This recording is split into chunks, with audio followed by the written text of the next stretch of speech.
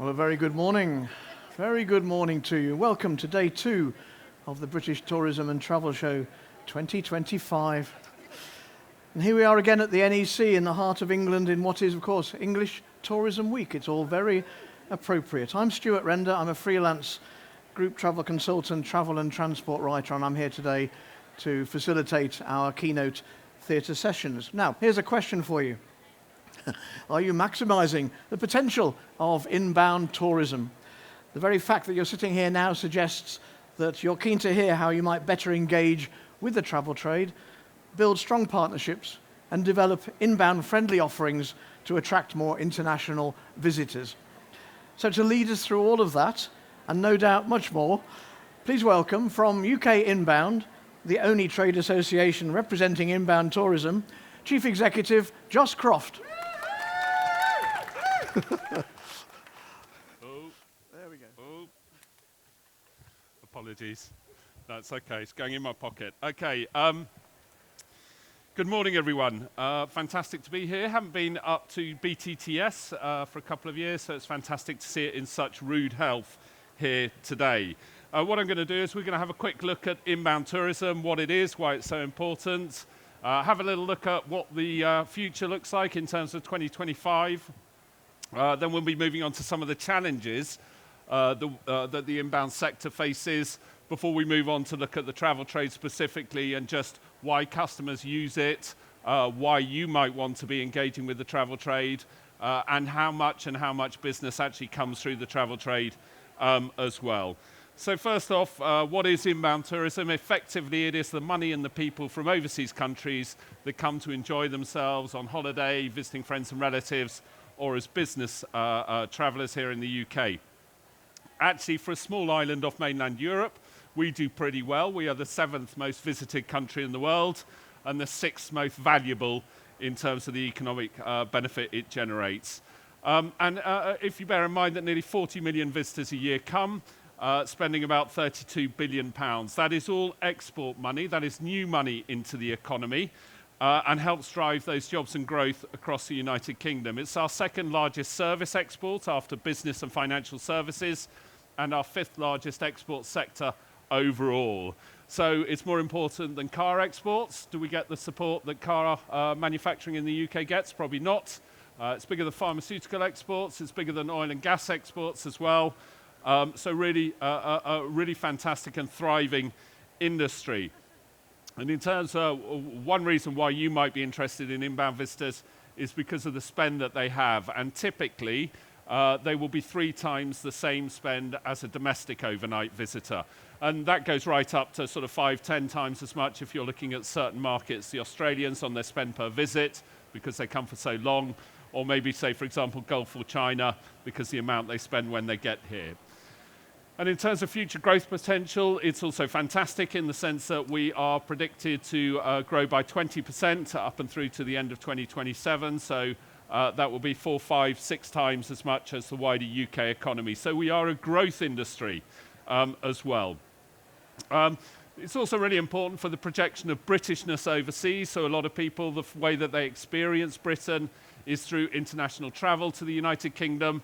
But of course, what that does is we know that those who visit the UK are more likely to invest in the UK, to have their children educated in the UK, and to trade with Britain more widely as well. And indeed, it's also fair to say that without international tourists, a lot of the product that we as Brits enjoy just simply wouldn't be available.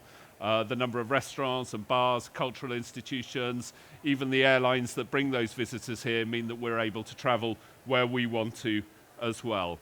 And as importantly as anything else, there's a lovely quote from Mark Twain, who was an American who wrote this, who said that travel is fatal to prejudice and bigotry. So it is a force for good. It brings people together. It helps break down some of those cultural barriers that we might have. And Lord knows we probably need a little bit of that at this moment in time. So in terms of how it's looking, this is a slide of the Visit Britain forecast that got released about 2 or 3 weeks ago. And it's really showing that by the end of 2025, spend will be quite a large proportion above where it was in 2019. But inflation means that that growth has been eroded. So in real terms, rather than nominal terms, we'll still be slightly behind where we were in 2019, whilst other countries around Europe and around the globe have far exceeded their 2019 figures. Visitors will be above 2019 for the first time in 2025, all things being equal. We survey our members to identify what confidence levels they have and what bookings look like for them. And actually, confidence levels are at pretty high levels. So whilst I think there are global concerns in terms of world economies, I think the inbound travel trade are feeling reasonably positive about how this year is going to go. We also ask them from which markets they are seeing growth. And you'll see here that 34% of members are reporting growth out of the USA market. China still still got quite a long way to come back. Some of that is because of access problems. British Airlines can no longer fly over Russian airspace, Ukrainian airspace, so it's putting an extra 2 hours on the journey, 2 hours flight time, 2 hours fuel costs, 2 hours staff costs, so making it very unaffordable for the British Airlines to operate out of China. It will come back. When we ask people why they're positive about this year, people are suggesting that there is still very strong consumer demand out there, that we are seeing that demand for Britain as a destination, as like a continually attractive destination. The USA is our number one market for the UK. It's the number one market for the amount of visitors, and number one market in terms of spend. And in fact, the USA as a market has a spend which is greater than the 4 next markets in terms of that spend and value for the United Kingdom. But of course, there are some real challenges. The prime one I would suggest is around the price of the United Kingdom. We're a very expensive destination at the moment, and prices are very high, and we are hearing that overseas operators are really challenged in terms of selling the destination at the prices we are charging at the moment.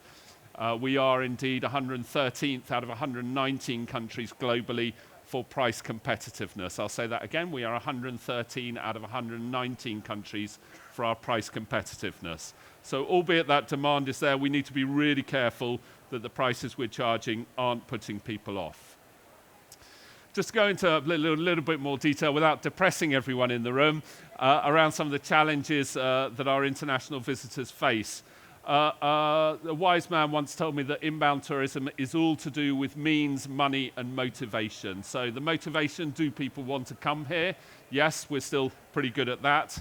The means is whether they can get here, whether they can get the visas, whether they can get the flight lift, the airport capacity across here, and the money is whether they can afford the destination. I do a lot of engagement with government, and when you talk about a particular item of cost, it's always slightly poo-pooed away with the view that, well, people will still continue to come. If we charge an ETA at £10, they will come. If you charge it at £16, more on that in a minute, they'll continue to come. But it's not those single items that make the difference. It's the collective. It's the whole customer experience when they come here. So first off, there's the fact that for a lot of the time, the visibility of Britain product on those shelves or Britain as a destination is not what it was or what it could be. By that, I mean our tourist boards are woefully underfunded. At the moment, Visit Britain gets about 85 pence per person in the population, whereas, for example, Ireland has 35 euros promotional spend per person. So you can see that we're not necessarily competing in terms of the visibility of Britain on those shelves overseas. So they might have seen us, that's brilliant, but then it's the bookable product. How much product is being sold through the travel trade? We'll look at that in a minute, but can you actually purchase the product that maybe you've been inspired by some of the NTO, National Tourist Board marketing that you've seen? Then, of course, you have to apply for a visa. If you're a long-haul market, and to give you an example of that, it costs you for a 10-year visa from the States, from China to the States will cost you $155. Costs you about £950 for an equivalent for the United Kingdom. We have ETAs, electronic travel authorizations, that came into play in November 2023 for Gulf states. The system itself is very good. It's very easy. But yesterday we had the announcement from the government that they are putting the prices up from £10 to £16 as of April for all visitors to the UK. Now again, that's a 60% rise, and you might think, well, does it really make a difference? If people have a budget to come to the UK of £1,000 and you continually take money out of that budget, it means that when they do come, and they still continue to come, they may be doing a free attraction rather than a paid-for attraction. They're doing a half-day tour rather than a full-day tour. So taking this money out really matters. ETAs, you can only apply in English. Compared with the European system that will be coming online in 2026, theirs costs €7 as opposed to our £16. Gives you access to 28 countries and not one, and indeed is valid for 3 years rather than ours, which is only valid for 2. So for a government that is committed to growth, we need government to really restart to reconsider some of these barriers that they're putting in the way. We removed the availability for Europeans to be able to travel on their ID card when we left the European Union, and of course that means that they can travel throughout Schengen on their ID cards, but actually travelling to the UK they now need a passport and an ETA, another 80 quid typically to buy that passport as well. So then they've decided to come, fantastic, but we have the highest rates of air passenger duty in pretty much in the world, an additional taxation on our visitors. They've come here and then they find that the hospitality, we've got VAT at 20%. In Europe, it's typically 13%. In Ireland, next year it will go down to 9%, and yet we're still stuck at that 20%. There's no tax-free shopping that used to be available to long-haul visitors, so that 20% discount on luxury goods that they were getting here, they can no longer get. You as Brits can go to Europe and get tax-free shopping, and Brits are now spending about £1 billion in European cities buying goods, many of which originate in the UK, but they're buying them at a discount. Europeans can't do the same when they travel across to the United Kingdom as well. And we're shortly starting to see the introduction of tourism visitor levies, tourism taxes. Edinburgh will be introducing theirs, Wales is introducing theirs, and there are other destinations across the UK that are implementing tourism taxes, a big other subject for another day. And then, of course, there's that world-class welcome. Are we really offering that globally competitive welcome? Are we giving people the quality for the price that they're paying, that value for money, the relationship between the price that people pay and the quality of the experience that they get? Yes, we probably are, and I know you guys will be doing your utmost to deliver that, but generally, is the quality reflective of that price? And then, of course, we do have capacity constraints, a lot of hotel stock taken out because of government contracts, and of course pushing up those prices as well. So when you start to consider each of those customer touch points, you're starting to see really how challenging it is for those visitors. So I think we'll have a quick round of applause for all the international visitors that actually make it through this process. So, well done them. And fantastic, and it's great that they do. Okay, moving on quickly. Travel trade, you'll know what travel trade is because here we are, we're in a travel trade experience. But really these are, travel trade is anyone that sits between you as a product or as a destination or an experience and that end customer.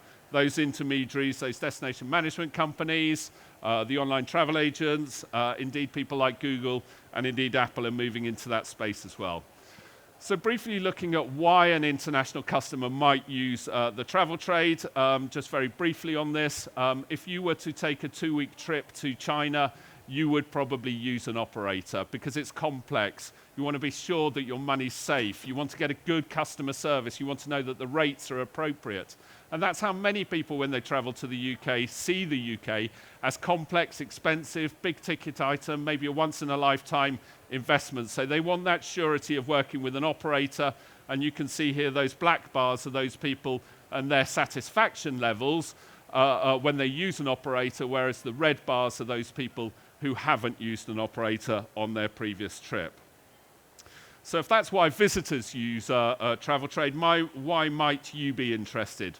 Well, the first of which, it gives you that additional distribution channel. It's very difficult to get access to that international traveller if you're based here in the UK. They can help you with that. It can bring new markets. Maybe you work with an operator who sells Spain. If they sell Spain, they probably sell Portugal. They probably sell Argentina, Brazil, Mexico as well. So it can bring new markets to you as well. A lot of operators would rather sell low season than shoulder season travel because they can't get the rate, they can't get the availability during the high domestic season here. So it can really help you out on that as well. They know the customer, they know what they want, they know what experiences, what cultural differences there are, so they know the customer, which means you probably don't have to know them quite so well. They are loyal to the UK. A lot of the tour operators, they only sell the UK. They are vested in this, and they will spend up to £30 million a year promoting the UK, which, when you think that the National Tourist Board budgets are about half of that, collectively, the tour operating industry spends double what Visit Britain spends. And as I say, they are invested in you. OTAs don't care really whether they sell Croatia or Kukubri. A lot of the tour operators are invested in only selling the UK and want to do that. Terms and conditions, tour operators again don't necessarily have all of the tight conditions that, say, for example, an OTA will do, because OTA might release a hotel on 2 p.m. day of arrival. My tour operators will know whether they've sold it 4 to 6 weeks out. If they haven't sold it, they give it back to you. You can then put it on resale as well. They provide a lot of inspiration. Visit Britain research would show that actually one of the greatest ways of influencing travel is through some of the tour operator programs and websites that they have, so they're not just order takers. And again, they can help you out in terms of product development. They deal a lot with these customers, they know what they want, and they can help you change your product to make it more appropriate to those international audiences as well. They can bring new partners. Maybe if you're not working with someone just outside your locality, they may already be working with them, so they can bring them to work with you. Once you're in a program, as long as you deliver fantastic customer service, fantastic experiences, they will keep on coming back. So it's not that one-off sale that you're getting, but it's that repeat business that you're able to get. And of course, it de-risks your business by working across multiple markets, working direct maybe, working with OTAs, but also working with the travel trade as well. Just very briefly, because I'm under time here, so just having a quick look. We've been through some of these, but really they need a fixed rate. A lot of these operators are selling 18 months out, so they're selling to overseas businesses who then sell to customers, and that might be an 18-month window, so they need that fixed rate. Now, I know that is a challenge for some of you, but given the figures that we're just about to look at in terms of the volume of inbound visitors that travel trade carries, you might really need to think about it as well. It's really important as well to recognize that if you don't have hotels in your destination that are working with the travel trade will bypass your destination. So even if you're an attraction, you're a destination, you're an experience, you're a tour, you need to be encouraging your hoteliers to work with the travel trade as well. Otherwise, as I say, they will simply bypass your destination. Okay, so we've looked at the why people might use travel trade. We've looked at why businesses might want to work with the travel trade, but what about the customers? Again, we are very sophisticated travelers, and we're very capable of booking a flight, an accommodation, and attractions pretty directly, but overseas customers aren't like that. And 43% of all of the visitors that come to the United Kingdom will use a tour operator travel agent. 43%. Now, yes, there's a high preponderance of usage of OTAs as well, and I think OTAs are fantastic, and certainly if you're a big hotel, big destination, they can really work for you. But actually, programming with tour operators will bring these visitors to your destination. And if it's 43% generally, by the time you look at some of the growth markets of India and the Gulf states and China, where you're seeing over 50% of all visitors are using a tour operator. So again, if you lump together tour operators and travel trade, and say, for example, China, they've got 91% of all businesses using an intermediary. And if you're not working with the travel trade, but you're interested in China, then you probably need to take a good hard look at yourselves, because you won't be getting that business. And even markets like the States here, you see at the very bottom, 45% of all the visitors from the US, which is our biggest market, as I said at the beginning, are using tour operators and travel agents together. So really, again, as a key distribution source to get those new markets, to get that product development, you really need to be working with the travel trade. Some of the criticisms of working with the travel trade is that they are bargain basement. They are the low value groups that are traveling to your destination. And it is certainly true that those people who have the lowest levels of income, which is those who are the black bar there, who are booking all of their elements together on the left-hand side. Yes, they are the ones who are most likely to use the travel trade. But if you look at that yellow bar on the left-hand side, those are the people that have the highest disposable income, those who don't have to worry about money. They are also using the travel trade as well. So yes, you are getting some of the lower value, but you are also getting the highest value as well. Okay, so as I mentioned at the beginning, inbound tourism is a force for good. It's outperforming domestic. We know that domestic had quite a challenged year last year. Inbound tourism is still growing, and it is that spend of 3 times per overnight stay that international is bringing compared with domestic. And just briefly on that, of course it's more valuable because they're spending in hotels, whereas the domestic visitor may not be spending in hotels. They're spending in restaurants, they're buying in retail outlets, the food and beverage outlets that attractions and experiences may have as well. It's about value, yes, but it's about value when you need it as well. So maybe low season, and again, when there are destinations, particularly destinations outside London or potentially Scotland, Edinburgh and the Highlands, international customers don't always understand what there is to do. So working with a travel trade, you're kind of bypassing that particular challenge because the operator is selling your destination on your behalf to get people out of London and outside the honeypots. Yes, there are some challenges, inevitably, particularly around cost. There are other areas as well in terms of restricting some of that demand, but essentially people still want to come here. We are an enduringly attractive destination. And of course, as I mentioned at the very end, there is that element of working with the travel trade. We see why customers like it. They get a better experience if they work through the travel trade. We see businesses, why they might want to work with the travel trade for all that list of reasons that I gave you earlier on, and the numbers that we see in terms of that 43% of all the visitors to the United Kingdom are using a tour operator. And if you want a slice of that action, then you need to be working with the tour operators as well. Thank you very much. I think that's it. Stuart, if we've got time for questions, happy to answer them. Absolutely, absolutely magnificent, and I love the way that you know this stuff because there's so many facts and figures in that. That's an object lesson in knowing your product, I think. We've got time for a couple of questions. If you'd like to ask a question, raise your hand. We have a roving microphone that will come and meet you. While you're thinking about that, something we didn't touch on, I don't think, is the cultural differences, especially for groups coming in, say, from the Far East, and whether destinations, attractions, the whole panoply of tourism providers in this country need to take into account or be aware of those cultural differences when putting an itinerary or putting a tour together. Yeah, sure. So, I mean, people travel to the UK because they want an authentically British experience. So don't forget that. That's the key thing. Anything that you can do to make their experience a little bit better, great, but it doesn't have to be massively costly.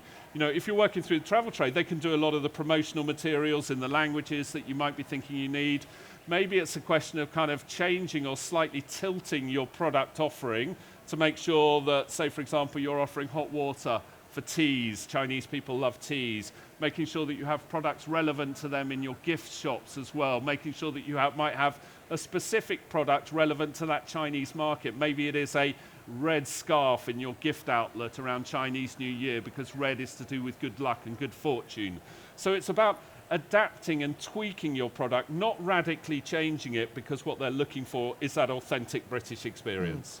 And how would a destination, or sorry, a visitor attraction know this? Obviously talking to yourselves at UK Inbound, but is it something that there's a way of finding this out otherwise? Absolutely. So the first port of call for any of you should be your local DMO, your local destination.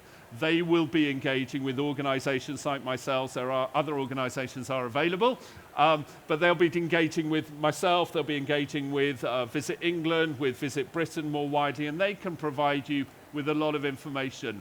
Again, visitbritain.org will have market profiles. So if you're interested in the French market, you can go onto that website, visitbritain.org. You can find out about French travellers. How many of them use the travel trade? What tour operators are they using?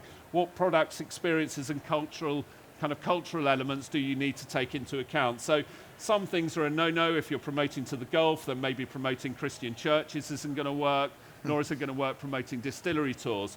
But you can bet your bottom dollar that Australians and Germans and the Dutch are going to love those distillery tours as well. So suiting your market to fit your product or changing your product to fit the market is absolutely what you need to do. Excellent.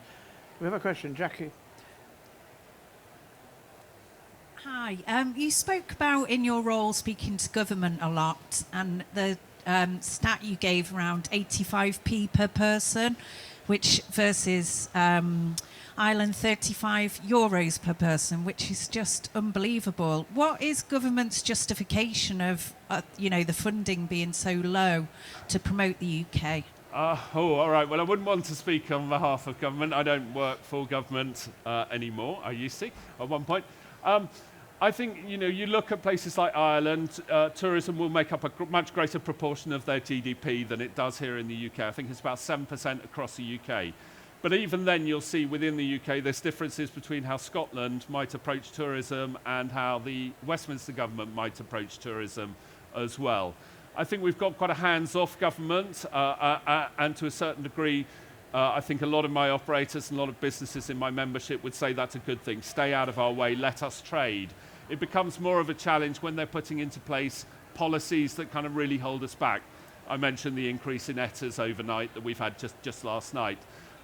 So I think it's incumbent upon all of us to be shouting more about what a fantastic industry this is, about how it offers career opportunities. I think that is one of the challenges, is that jobs in tourism are not really seen as important as potentially they are in other countries as well.